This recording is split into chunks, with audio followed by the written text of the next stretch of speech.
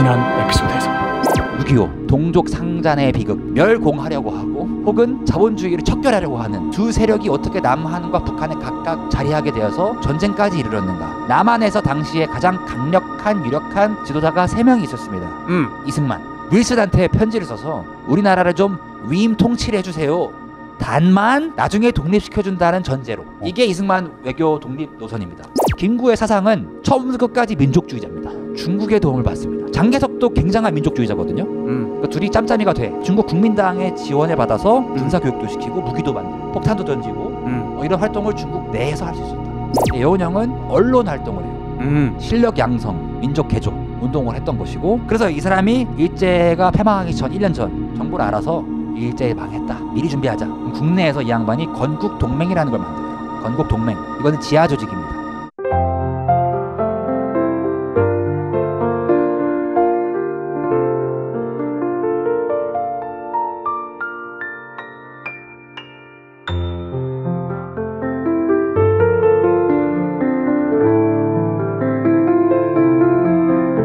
건국동맹, 이거는 지하 조직입니다.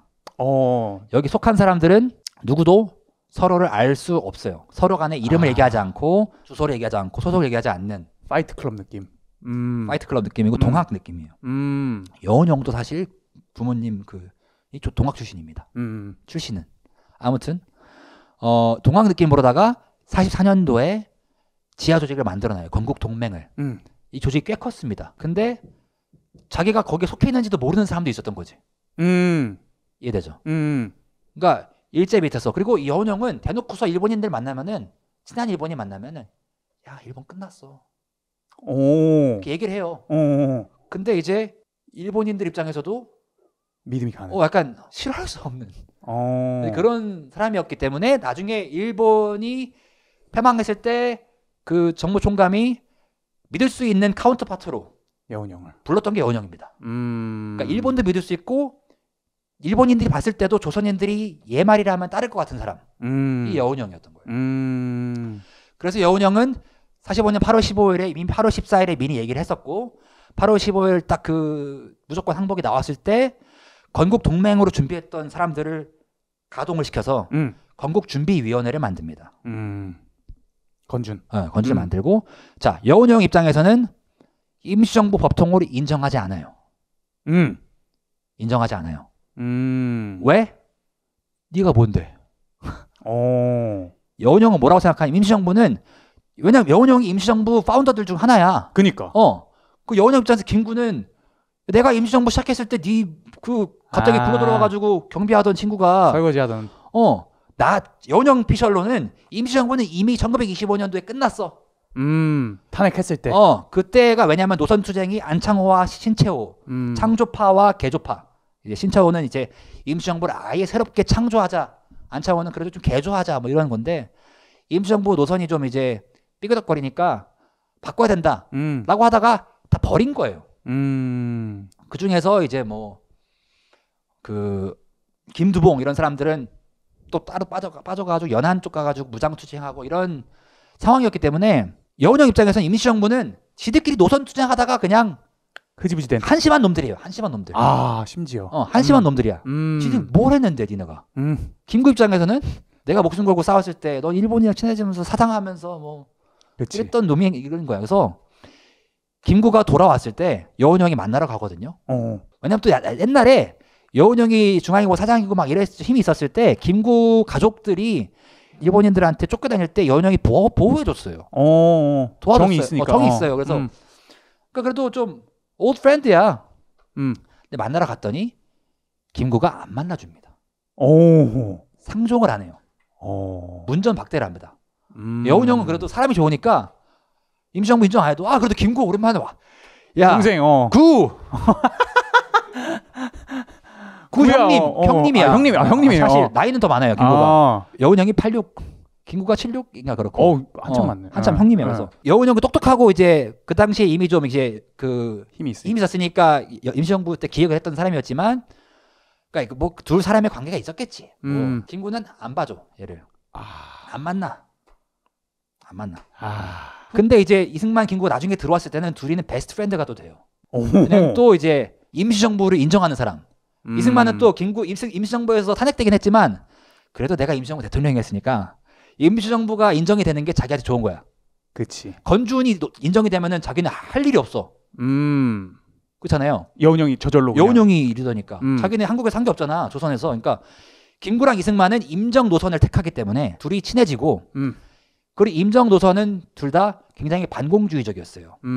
이게 왜냐하면 임시정부의 역사를 보면은 국민당의 힘을 통해서 유지가 됐기 때문에 국민당은 공산당이랑 싸우는 입장이기 때문에 임시정부는 대부분 반공 라인입니다. 그렇기 때문에 김구나 이승만은 팀업을 한 거야. 또 오랜만에 만나서. 근데 또 웃긴 거는 자 여운형이 건준 만들었잖아요. 근데 이 건준에는 대부분의 그 당시 조선에서 그래도 지하 조직 열심히 활동했던 청년들 누굴 것 같아요? 일본 애들 죽이자 요런 애들이었을 것 같은데. 일본 애들 정말 싫어하고 출신 성분은 어땠을 것 같아? 귀족은 아니었을 것 같아. 그렇지. 평민들이 많고. 그리고 뭐 교회 다니는 사람도 있었겠지만 대부분은 공산주의적인 성향 갖고 있는 사람들이 많았어요. 박헌영파가 제일 셌어. 조선 국민의 입장, 평민들의 입장을 생각해. 대부분 그 당시에 우리가 민주주의로 생각한다면은 투표를 했을 때 다수결을 했을 때 설정될 것 같은 노선이 뭐냐면은 대다수의 국민들한테는 두 가지 문제를 해결하고 싶습니다. 민족 모순. 그러니까 양반. 아니 친일파 새끼들 죄송합니다. 그 당시 국민들 입장에 내가 대입을 한 거예요. 감정이입을 한 거예요. 나는 뭐 그렇게 생각하지 않아요. 근데 이제 테라피를 해야 되는데 죄송합니다. 예. 친일파 선생님들께 죄송합니다. 아무튼 친일했던 사람들 그리고 일본인들 그리고 더 중요한 건 이 지주 계급들이 대부분 그 부자들이 대부분 친일파거든요. 뭐 그래야지 잘 먹고 잘 산 거잖아. 얘네들은 죽이자. 갈아엎자. 그러니까 일본 일제의 잔재를 청산하자. 이게 첫 번째고 민족 모순을 해결하자. 두 번째는 연결된 건데 계급 모순. 이 지주 계급, 이 양반들 시스템에 일제를 없애는 것도 중요하지만 이 조선의 그 나쁜 이 계급 사회 이거 없애자. 그래서 결국에는 대부분의 조선인들은 당시에는 농민들이었거든요. 소작농들. 그러니까 자기 땅이 없고 남의 땅 농사지어서 노동력으로 농사지어서 쌀로 갚거나 돈으로 갚는 사람들. 이 사람들이 대부분이었고 그렇기 때문에 그들이 바라는 거는 다 필요 없어. 야 일본 놈들 없애주세요. 둘째 땅 주세요. 근데 공산당들이 인기가 많았던 건데 공산당들은 이걸 확실하게 한다고 했어. 일본 없앤다고 해서 아무 불편할 게 없어. 소련들 입장에서는 일본 없애고 분배하겠다. 그리고 땅 다 뺏어. 그게 공산주의잖아 원래. 땅 다 뺏어서 그냥 돈도 안 주고 무상 몰수, 무상 분배. 이들이 근데 압도적인 다수인 거야. 그 숫자로 봤을 때는. 근데 그 중에서 좀 안창호나 이승만 같은 그 조만식 선수도 마찬가지고 교회 좀 다니고 유관순 같은 교회 좀 다니고 공부 좀 했고 돈 좀 있고 유관순도 부잣집 딸이거든요. 이런 사람들 그리고 해외 물도 좀 먹어보고 신문도 좀 보고 저 서양이 어떻게 돌아가는지 좀 아는 사람 입장에서는 야 그렇게 되면 안 돼. 나라 넘어간다. 나라 넘어가 큰일 나. 이거는 근데 소수야. 이 사람들 돈은 많아. 지주 계급. 근데 그냥 다수결의 원칙으로 투표하면은 이 사람들 져요. 그러니까 이 사람들은 지주 계급은 한민당이라고 해서 한국민주당이라고 해서 지주 계급이 따로 당을 만들었고 이 사람들은 대부분 친일파들이에요. 그러니까 일제 그냥 적극적이 아니더라도 그냥 돈 많은 사람들이니까 적극적으로는 아니더라도 그냥 어쨌든 일본이랑 그렇게 나쁘지 않았던 사람들이라 꿀리는 게 많은 사람들. 여운형 같은 사람 만나면은 김구 같은 사람 만나면은 약간 심장이 두근두근한 사람들. 뭔지 알겠다. 박헌영 만나면 도망가고 싶은 사람들. 이런 사람들이야. 이 사람들이 한민당이라고 당을 만들어서 이승만을 추대합니다. 이승만은 애초에 미국에만 있었기 때문에 이 조선의 지지 세력이 없어요. 내 편이 없어. 그러니까 이승만은 들어오는 입장에서는 우리 편 내 편 누가 했지? 김구 상해임시정부 쪽도 아니야. 그지? 이 공산당이 많은 이 조선 사람들도 아니야. 조만식도 내 편이 아니야. 누구가 내 편이지? 이 지주 계급. 양반들. 양반들. 프린스. 그 내가 양반이니까. 근데 이승만은 또 웃긴 게 이승만은 완전 반일이에요. 친일 진짜 싫어해. 근데 어쩔 수 없이 이 친일파들을 편에 먹은 거야. 내 편이 없으니까. 그러니까 한민당에 들어와 있는 이 그 적극적이 아니더라도 그걸 타협하면서 친일했던 사람들인데 돈 많고 백성들이 원하는 대로 해주면은 자기 돈 다 잃어버리고 친일 경력 들통 나가지고 죽을 수도 있는 사람들. 이 사람들은 이승만을 어떻게든 추대해서. 근데 여기서 중요한 게 이승만은 아직도 넘사벽 스펙입니다. 그래서 정말 웃긴 게 여운형이 건준을 한 다음에 건준에 소속되는 사람들은 대부분 그 박헌영 쪽 똘마니들이었어요. 똘마니들이 할게요. 네. 원래는 여운형과 안재홍 선생님이라고 하고 제가 존경하는 안재홍 선생님이라고 91년생 역사학자 선생님 계시고 이분 중도 우파예요. 민족주의자입니다. 공산주의자들 별로 안 좋아해. 그래서 여운형이라고 하는 중도 좌파와 안재홍이라고 하는 중도 우파가 각각 건준의 그 주석과 부주석, 그러니까 리더와 부리더를 했었고 박헌영이 약간 행동대장 느낌이었거든요. 근데 박헌영이 잽싸게 여운형한테 가서 형님 지금 여기서 우리가 공화국을 선포하지 않으면은 저 임시정부 애들이 대한민국을 선포할 것 같고 더 중요하게는 미국이나 소련이 들어오면 우리가 뭐 어떻게 할지 모릅니다. 빨리 미국 들어오기 전에 소련 들어오기 전에 우리가 정부를 선포합시다. 그래서 조선인민공화국을 선포해요. 9월 달에. 근데 이건 좀 섣부른 결정이었어요. 사실 뭐 인민공화국을 선포를 할 수 있지만 그들이 무슨 힘이 있어. 무슨 정통성이 있어. 있다면은 여운형이 건국동맹 때부터 만들어 놓은 이 국가 내에 있는 조직. 근데 이들은 사실 대부분 열혈 공산주의 청년들이 많아요. 박헌영 친구들이 많단 말이야. 근데 여운형은 여기서 좀 실수를 해. 판단 미스를. 박헌영은 편을 들어줍니다. 오케이 하자. 여기서 여운형 판단은 뭐였냐면 또 당시까지만 해도 서울에 소련이 들어온다라고 하는 설이 많았어요. 왜냐하면 미국이 일본을 다 먹었거든. 그러니까 미국이 일본을 다 먹고 메가더가 글로 들어가니까 그럼 소련 남한까지 소련이 들어오나? 그러니까 서울까지? 요게 좀 긴가민가 했던 거야. 그러니까 여운형은 약간 소련 쪽 배팅한 거야. 여운형이 공산주의자는 아니에요 절대. 근데 오케이 임시정부가 나중에 이제 김구가 들어올 때 문정박대 하지만 여운형은 임시정부 싫어. 그럼 여운형은 자기가 정부를 만들어야 되는 거야. 조만식이랑 같이. 우리 국민들끼리 조선 인민들끼리 정부를 만들어야 되고 소련이나 미국이 들어오기 전에 만들어야 되는데 그러면 우리끼리 만들자. 근데 거기 가장 많이 모여있는 애들이 박헌영 그 똘마니들이야. 여운형 입장에서는 이 잘생기고 호방한 형 입장에서는 얘네 너무 좀 빡센 것 같긴 한데 야 그래도 그럼 뭐 일본 죽이는 거 맞는 얘기고 땅 나눠주는 거 맞는 얘기야. 물론 얘네가 바라는 것처럼 나는 무슨 소련의 일부가 되고 싶지 않아. 여운형도 정말 뼛속까지 민족주의자인 사람이에요. 자신의 우리 민족을 위한 나라를 만드는 게 공산주의나 기독교보다 중요한 사람입니다. 이 입장에서는 김구랑 같죠. 근데 그 여운형은 조금 더 열려 있는 사람인 거지. 그 공산주의에 대해서 혹은 기독교에 대해서. 그래서 박헌영이 하고 싶은 대로 하게 한 거야. 그랬더니 인민공화국을 선포하는 순간 안재홍 선생 같은 중도파는 나가고. 근데 인민공화국 선포할 때 주석을 누구로 모셨는 줄 알아요? 누구요? 이승만으로 모셨습니다. 아. 박헌영조차도 여운형조차도 야 인민공화국을 만들었을 때 가장 그래도 심볼릭하게 상징적으로 우리의 지도자를 모시면 좋을 사람이 누구야? 이승만. 박헌영도 이승만이라고 한 거야. 오. 왜? 넘사벽 스펙이거든. 이게 여기로 또 다시 75년생 할아버지시긴 한데 프린스턴은 그래도 우리가 인민공화국이라고 했을 때 너무 빨갱이들만 너무 공산당만 모였으면 이게 인민공화국이라고 하기에 또 이게 뽀대가 안 나는 거지. 허울이 안 좋은 거지. 그래서 인민공화국에 그 자기들끼리 정한 건데요. 여운형과 박헌영의 그 친구들이 정한 건데 주석은 이승만으로 정했습니다. 그리고 여운형은 외무부장, 김구는 내무부장. 그러니까 여운형 보고 외교하라 그러고 이 안살림은 김구가. 그리고 김구가 오랫동안 임시정부 안살림을 했으니까 이렇게 정해서 공화국을 선포를 해요.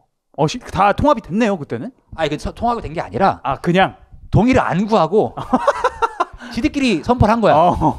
그래서 나중에 그 인공이 가가지고 이승만 들어오고 김구 들어왔을 때 저 인공의 주석이 되어주세요. 내무부장이 되어주세요 했을 때 둘은 그러니까 또 여기서 성격이 드러나는데 김구는 뭔 개소리냐 이거고 임시정부가 맞다. 건준 인공 인정하지 않는다. 이승만은 성격이 드러나는 게 또 기분 좋은 거야. 거절은 안 해. 그냥 들어줘. 아 그렇구나. 정치를 잘하시네요, 네. 확실히. 아무 말도 안 해. 거절도 안 하고 그냥 그럴까 오케이. 이런 스타일인 거예요. 느낌 보이죠? 아, 요게 정치 잘하는 사람. 요거 잘하는 사람이야. 요게 이제 피가 끓면 안 되거든 일단은. 그래서 오케이 하고 좀 이제 리드 타임 준 다음에 자기가 이제 할 포지션을 정해야 되는 거지. 이승만 프린스리가 정말 그런 거 잘해요. 아, 이 난세에서 어떻게 자기 길을 찾아야 되는지 정말 잘하는 사람이에요. 김구는 너무 또 우직한 사람이야. 바로 카드 보여주면 안 되거든. 어. 건준 카드 바로 그렇지. 임시정부 그 카드 보여주면 안 되는데. 안 돼, 그렇지. 안 되는데. 여운형은 또 너무 적이 없어. 그 여운형 같은 경우는 이때부터 이제 건준 우선부터 여운형이 패착을 둔 거야. 결정적으로 패착을 뒀다는 게 드러난 게 뭐냐면은 결론적으로 남한에 들어온 거는 미군정이었습니다. 맥아더가 이제 그 극동 미군의 이제 조선과 일본과 필리핀을 통합한 이 미군의 대장이었죠. 승전국으로서 맥아더가 조선을 관리하라고 보낸 거. 맥아더는 일제로 일본으로 들어갑니다. 근데 여기서 웃긴 거는 맥아더는 천황은 놔둬요. 천황은 그대로 둬. 그죠? 그러니까 일본의 그 기본 시스템을 인정해 준 거예요. 근데 이게 웃긴 거예요. 왜냐면 독일은 들어가면서 다 없앴잖아. 근데 미국이 일본은 그대로 두고 천황은 불러요. 맥아더가. 야, 뭐 와봐. 천황은 둘지 말지 어떻게 할지 보자. 그것도 사진 있거든요. 웃겨. 천황이 약간 쫄아가지고 이렇게 와 있고 맥아더가 훨씬 이제 크고서 맥아더는 이제 겁나 거만하게 이제 형님, 천황 옆에 두고서 네가 신이야? 네가 신이라며. 갈구기까지. 약간 이런 느낌으로. 근데 살려줍니다. 그대로 유지를 해줘요. 천황제를. 그 조선인들 입장에서는 억울한 거지. 야, 얘네가 전쟁 일으켰고 얘네가 니들의 적인데 왜 얘는 그대로 두고 우리를 가르나. 우리 건주는 인정 안 하냐. 임시정부도 인정을 안 해. 그러니까 이게 김구나 여운형은 똑같이 사실 둘이 서로 싸우지만 미국 앞에서 비굴한 입장인 게 김구도 그 독립되기 전부터 해방되기 전부터 대한민국 임시정부도 결국에는 미국한테 이제 지원을 받고 있었던 상태였던 건데 미국이 임시정부로 인정을 안 해줘. 정당성을. 프랑스의 임시정부를 드골의 임시정부는 인정을 해줘요. 그래서 대통령이 그래서 됐잖아. 근데 김구는 야 왜 나 인정을 안 해줘? 스펙이 문제였나? 그럴 수도 있지. 영어가 안 돼. 그러니까 맥아더나 하지 같은 사람들이 많았을 때 얘가 그래도 우리 말 좀 듣고 뭐 이렇게 말 좀 통하더라도 짜바짜바가 되는 앤가 아닌가가 중요한 거야. 근데 김구는 안 된 거지. 그래서 임시정부도 인정을 못 받았어. 그러면 그러니까 건준도 인정을 받았냐 못 받았냐? 자, 하지가 들어옵니다. 하지 중장입니다. 이제 맥아더에 부한 거지. 하지는 뭐 조선에 대해서 아무것도 몰라요. 태평양 전쟁 내내 열심히 일본이랑 싸운 사람인데 필리핀이나 조선이나 일본이나 뭐 그게 그거인 사람입니다. 그 맥아더가 이제 가면서 야 거기 가서 좀 어떻게 해봐. 잘 관리해봐. 근데 조선에 어떤 입장으로 들어오냐면요. 여기서부터 좀 조선인들의 입장에서의 미국과 소련의 그 지위가 달라지는데 소련은 들어올 때부터 여러분 저희는 여러분의 해방군입니다. 저희가 여기 여러분들 지배하러 온 게 아닙니다. 일제로부터 해방시켜드리겠습니다. 라고 들어오면서 김일성이 여러분의 지도자입니다. 그리고 들어와요. 저희는 그래 빨리 나가겠습니다. 이렇게 들어와요. 미국은 들어오면서 미국이 민주주의 국가이기 때문에 이 공화당이랑 민주당 사이에서 이견이 있는 거야. 어디까지 우리가 그 냉전이 시작됐을 때 앞으로 불보듯 뻔해 소련과의 경쟁 구도인 건 알겠어. 그러면 이 선을 어디다 그을까가 애매한 거야. 근데 이제 그들 입장에서는 일본이 더 중요한 거지. 조선반도까지 들어가가지고 소련을 이제 싸우려고 하는 것보다 일단 일본부터 먹자인 거야. 그리고 소련 입장에서는 야 독일은 우리가 반을 먹었는데 일본은 반도 못 먹네. 왜? 말씀드렸던 것처럼 스탈린은 히틀러랑 싸우는데 집중하고 있었고 거기는 미국이 그래도 일찍 들어와가 노르망디 상륙해가지고 일찍 들어와가지고 독일 반은 먹었잖아. 그러면 일본 반을 못 먹을 거면 조선이라도 반을 먹자가 소련의 입장이었고 가능하면 조선을 다 먹자였던 거야. 그래서 이게 아직 미정된 상태에서 미국에서도 내부 논의가 있고 미국이랑 소련 간에서도 계속 협상을 하는 상태였던 거야. 그래서 여운형도 판단 미스를 한 거야. 소련이 다 먹을 것 같으니까 소련이 서울 들어올 것 같으면은 인민공화국 선포하는 게 오히려 낫다. 소련한테 잘 보이려고 했을 때. 포지션 잘못 잡으셨다. 뭐 이런 거야. 이승만 입장에서는 야 이러다가 조선 다 먹히면 나 뭐 하지? 반이라도 먹자. 입장인 거야. 다 먹는 거는 이승만 봐도 힘들어. 소련 때문에. 그러면은 야 억지로 괜히 통일 얘기하지 말고 반이라도 먹어서 미국 편에서 반이라도 일단 먹자. 이게 이승만 노선이야. 김구는 야씨 나 진짜 목숨 걸고서 중국 편 들어가지고 했는데 중국도 아니고 일본도 아니고 이제는 소련이랑 미국이네. 나는 소련에도 줄이 없고 미국에도 줄이 없네. 뭐야? 팽당한 거. 팽당한 거네. 이렇게 된 거야. 그리고 중국에서도 지금 그 자기의 팬이었던 장개석이 모택동한테 밀려. 김구는. 그러니까 이 양반은 평생 되게 불쌍해. 정말 대쪽 같은 신념으로 자기 노선을 지켰고 이 엘리트가 밥맛 없는 이 엘리트들 사이에서 자기의 힘으로써 정말 밑에서부터 임시정부 주석까지 된 사람인데 지금도 끝발이 없는 거예요. 끝발이 있다고 하면은 민족밖에 없는 거지. 그런 상태에서 임시정부냐 건준이냐의 싸움에서는 둘 다 패배입니다. 왜? 임시정부도 아니고 건준도 아닌, 건준에서 나온 인민공화국도 아닌 누가 남한을 지배했냐? 미군정입니다. 하지중장. 하지중장이라고 하는 미국의 그냥 장군이 제가 카투사 복무를 하면서 미국 육군이 정말 대단하기도 하지만 근데 어쨌든 군대잖아요. 미국이라는 나라가 위대한데 군인이 나라를 지배한다는 것은 저는 위험하다고 생각합니다. 한국 군이 나라를 지배해도 위험하고요.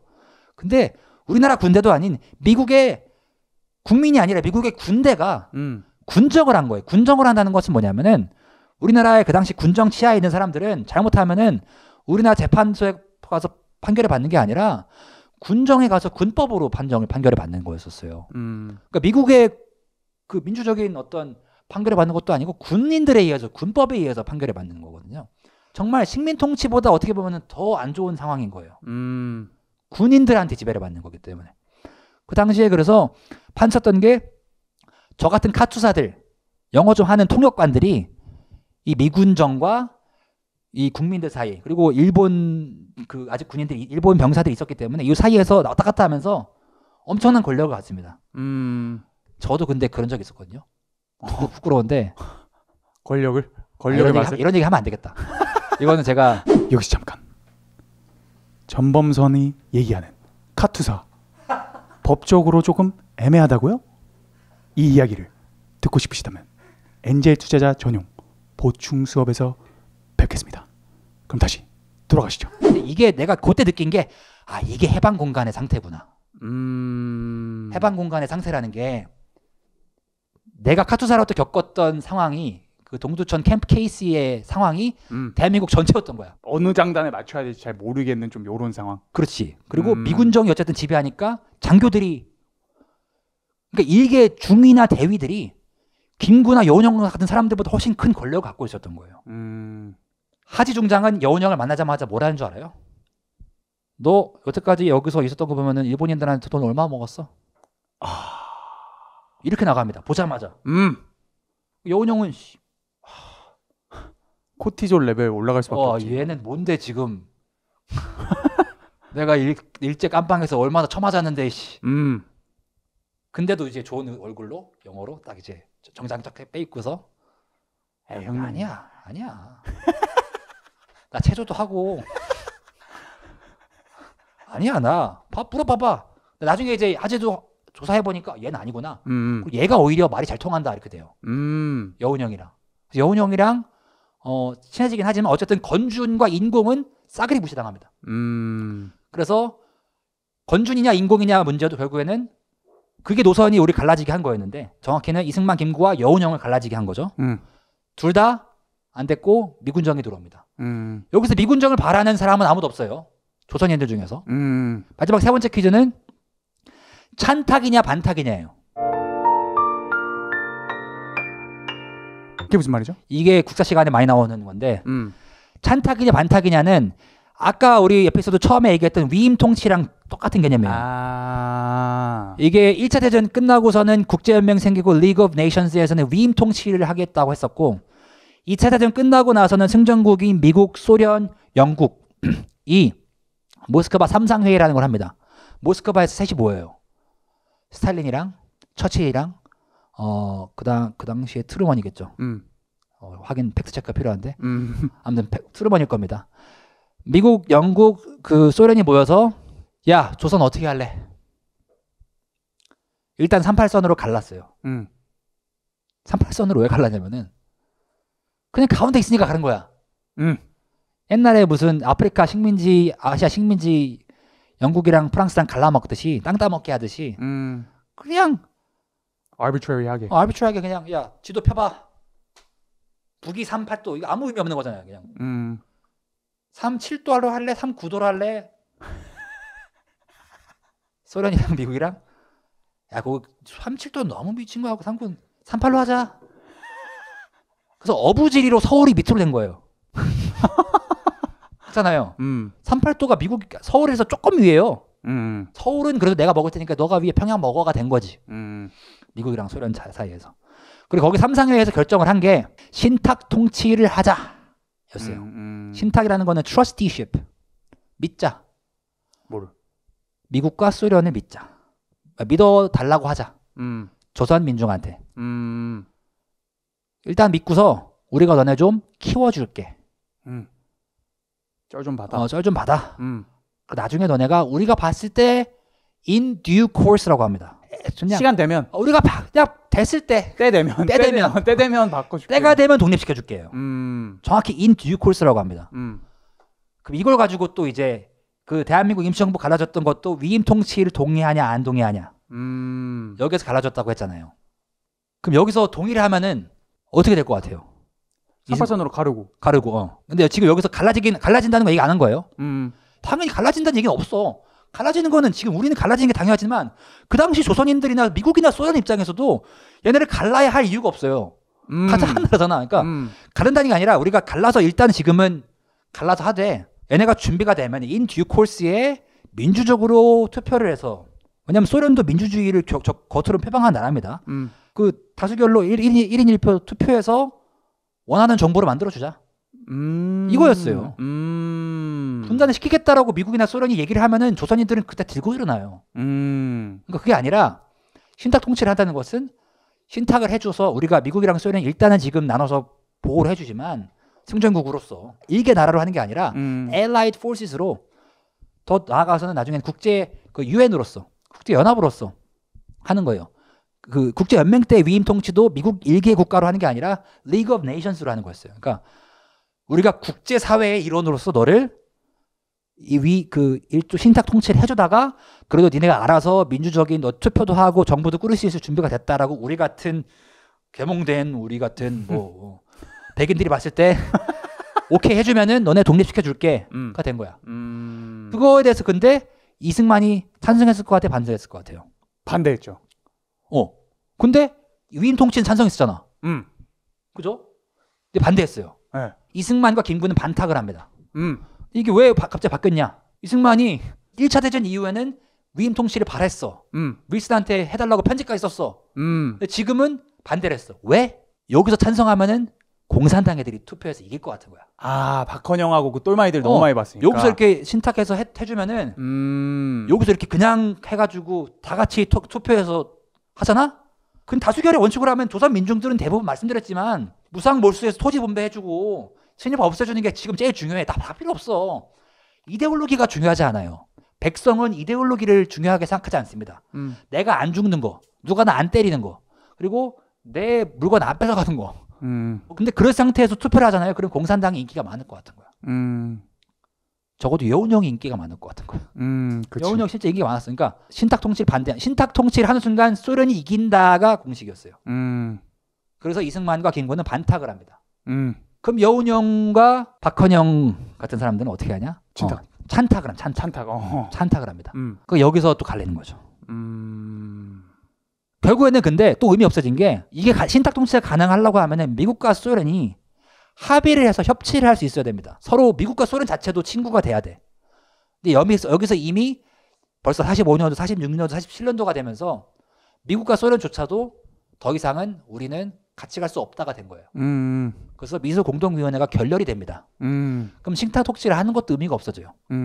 그럼 여기서 어떻게 되냐면은 이승만이 갑자기 정읍 발언이라는 걸 해요. 정읍에서 갑자기 그 연설하다가 여러분 그냥 우리끼리 합시다. 뭐 이렇게 말하지 않았지만 요지는 그거예요. 여러분 남한에서 그냥 단독 정부 세웁시다. 이렇게 가다 보면은 공산주의가 될 수 있으니 그리고 이미 미국과 소련이 협의가 안 되니 우리끼리 단독 정부 합시다. 근데 이거는 이미 맥아더나 하지 같은 사람들의 어떤 백킹이 있었던 것이고 물론 하지는 이 미소 공동위원회가 진행되는 동안에는 여운형이나 김규식이나 조만식 같은 조만식은 불교에 있었으니까 여운형이나 김규식 같은 이 중도 사람들을 통해서 어느 정도 그 신탁 통치를 가능하게 하는 협력을 유도하려고 했어요. 그걸 좌우 합작이라고 했거든요. 좌우 합작위원회를 만들어서 여운형이 좌, 김규식이 우. 김규식은 우파거든요. 그래서 이 두 사람이 그래도 중도 타협을 해서 어떻게든 합작을 해서 통일된 정부를 만들려고 하는 사람들을 좌우 합작위원회, 그러니까 신탁 통치에 찬성하는 사람들을 미군정도 지지했었어요. 왜냐하면 말씀드리지만 미군정 입장에서도 이승만은 차선책이에요. 너무 극단적인 반공주의자이기 때문에. 근데 이 미소 공동위원회가 결렬된 이후에는 더 이상 미국 입장에서도 소련과 함께 뭘 할 수 있는 방식이 없었던 거죠. 그거는 좌우 합작도 불가능해진 거예요. 그러니까 미소 공동위원회가 결렬되면서 여운형이 하려고 했던 마지막 그 도전도 무너지게 되죠. 그래서 이승만이 이제 그런 그 단독 정부를 세우겠다고 가고 있는 상황에서 여운형은 무려 10번에 달하는 테러를 당합니다. 10번. 10번을 죽을 뻔해요. 누구한테? 극좌한테도 당하고요. 그러니까 이미 박헌영이랑도 갈라져요. 이승만 쪽이랑도 김구 쪽이랑도 갈라지기 때문에 여운형은 다 사방이 적이었어요. 그냥 대낮에 테러 납치를 당하기도 하고 집에 폭탄을 터뜨리기도 하고 김똑강이 했다는 설도 있어요. 김똑강이 자기가 터뜨렸다고 주장했었어요. 그러니까 별의별 여운형은 테러를 계속 당하는데 자기는 죽어도 여기서 죽겠다. 죽어도 조만식이랑 비슷한 거예요. 죽어도 여기서 죽겠다라고 하면서 계속 연명을 하시고 김일성이랑도 만나요. 김일성이 이제 북한의 지도자가 됐을 때는 여운형이 김일성한테 자기 자식들을 보냅니다. 내가 여기서 남한에서 좀 위험할 수 있을 것 같으니까 내 자식 셋이 있거든요. 얘를 너가 좀 키워줘. 여운형을 그렇게 막 리스펙하는 건 아닌데 어쨌든 얘가 북조의 지도자라는 게 이미 드러났기 때문에 46, 7년일 때쯤 됐을 때는 여운형은 당연히 조만식을 존경하는 사람이고 조만식 선생을 어떻게든 살리려고 노력했었어요. 근데 김일성이 북의 지도자면은 인정할게 이거예요. 왜? 인정하지 않으면은 분단이니까. 김일성 어떻게든 인정해서 김일성이랑 대화를 해서 김일성도 여운형을 엄청 리스펙했어요. 그러니까 여운형은 리스펙하지 않은 사람들이 굉장히 드물어. 김일성이 여운형의 자식들을 품어줘서 여운형이 결국에는 47년도 7월에 해화동 로타리에서 테러를 당해서 돌아가시거든요. 한지근이라는 이름이 애매모호한데 한지근이라는 분이었던 것 같아요. 이분은 여운형을 죽이고 나서 그 자리에서 체포가 되는데 풀려나요. 풀어져요.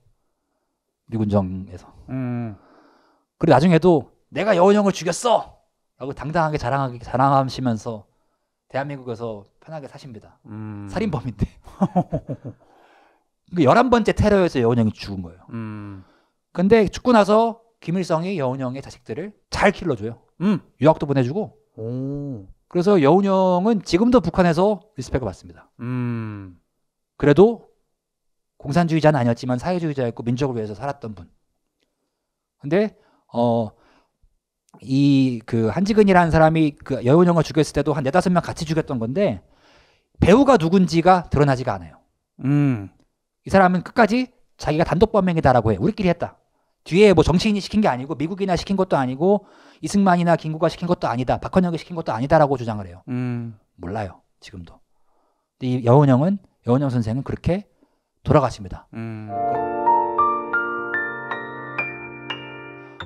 김구 선생도 여기서 이승만이랑 김구 선생이 임정 노선에서 같았고 반탁 노선까지 같았다고 했잖아요. 그러니까 이승만, 김구는 계속 해방공간에서 베프였어요. 근데 어디서 갈라졌냐? 마지막 갈라졌던 게 신탁 통치냐 반탁 통치냐, 그러니까 찬탁이냐 반탁이냐도 이승만 김구는 같은 편이었어요. 반탁. 그런데 어디서 갈라졌냐면은 이승만이가 우리끼리 합시다 라고 정업 발언을 했을 때 남한의 단독 정부 세우자라고 했을 때 김구 선생은 야 그게 뭔 소리야? 우리가 왜 갈라져야 돼? 어떻게든 통일 정부를 만들어야 돼. 아무리 반공주의자라고 해도 김구 같은 반공주의자가 없거든요. 그래도 김일성이 그렇게 싫어도 민족주의. 우리 민족이야. 아무리 반공주의자라고 해도 김구 선생의 입장에서는 김일성이라고 해도 같이 만나야 된다. 대화를 해야 된다. 라고 주장하셨고, 그래서 김규식 선생과 같이 평양 갑니다. 평양에 가서 김일성을 만나서 사김회의라고 하는데, 북쪽에도 이제 김일성이랑 김두봉, 그래서 김두봉, 김일성, 김규식, 김구, 이 네 명의 김들이 포킴이 만나서 회의를 또 해요. 근데 결렬됩니다. 그 어떻게 해서 통일 정부를 만들지에 대한 합의를 못 해요. 왜냐면 이미 김일성은 이승만만큼이나 공산주의적으로 해야 된다는 확신이 있었기 때문에, 그리고 소련에 어긋나는 결정을 내릴 수가 없었어요.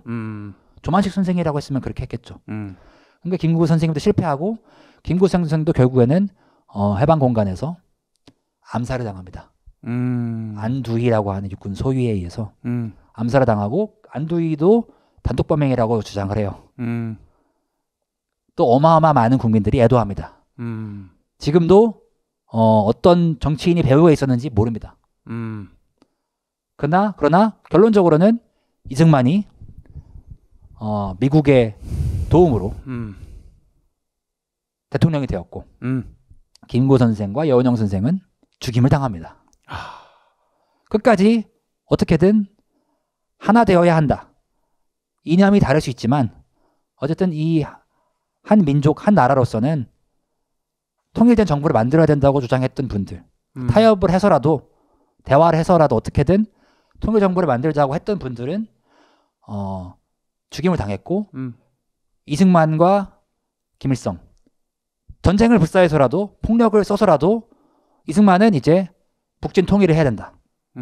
미국식으로. 김일성은 조카 통일을 해야 된다. 소련식으로.